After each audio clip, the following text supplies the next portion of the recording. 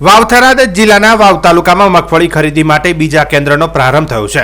આ સાથે જ ખેડૂતોને પ્રતિ ક્વિન્ટલ 7,263ના ટેકાના ભાવે મગફળી વેચવાનો લાભ મળશે। વાવ એપીએમસી ખાતે મંગળવારે 10 ખેડૂતોની મગફળી ખરીદવાની શરૂઆત કરવામાં આવી હતી। વાવમાં મગફળી ખરીદી માટે કુલ 2 કેન્દ્રો ફાળવવામાં આવ્યા હતા। પ્રથમ કેન્દ્ર પર સોમવારથી ખરીદી શરૂ થઈ હતી, જ્યારે બીજા કેન્દ્ર પર આજે એટલે કે મંગળવારથી ખરીદીનો પ્રારંભ થયો છે।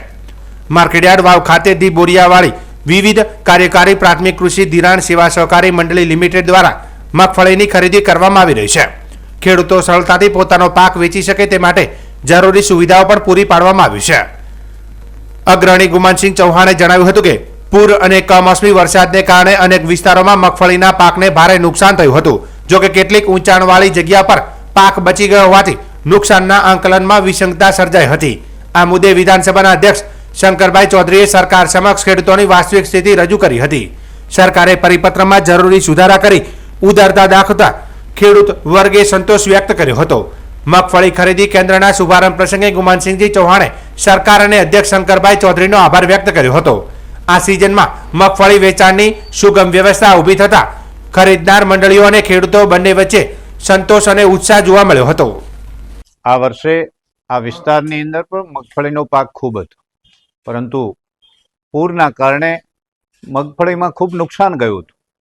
એના પછી કમોસમી વરસાદ પડ્યો અને એના કારણે બાકીના વિસ્તારોમાં પણ નુકસાન ગયું હતું, જેના કારણે સરકારશ્રીએ પૂરના કારણે નુકસાન થયું એથી થોડી પરિપત્રના કારણે વિસંગતતા હતી।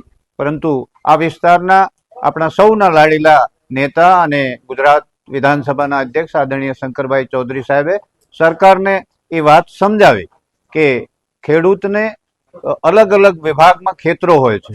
એ ખેતર પૂરના પ્રકોપના કારણે એનો પાક નુકસાન પામ્યો છે, પરંતુ કોઈ ઊંચાણવાળો ભાગ છે જેના કારણે એની મગફળી બચી છે।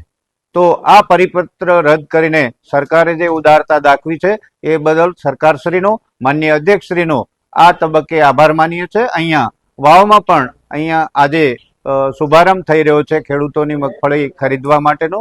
સૌ ખરીદનાર મંડળીઓને અને ખેડૂતોને અભિનંદન આપીએ છીએ। ગુજરાત સરકારે ટેકાના ભાવે મગફળી ખરીદવાની જાહેરાત કરીને આજે એનો શુભારંભ થઈ ગયો છે। અમને સારા ભાવની અંદર મગફળી થઈ રહી છે। શંકરભાઈ સાહેબનો ખૂબ ખૂબ આભાર।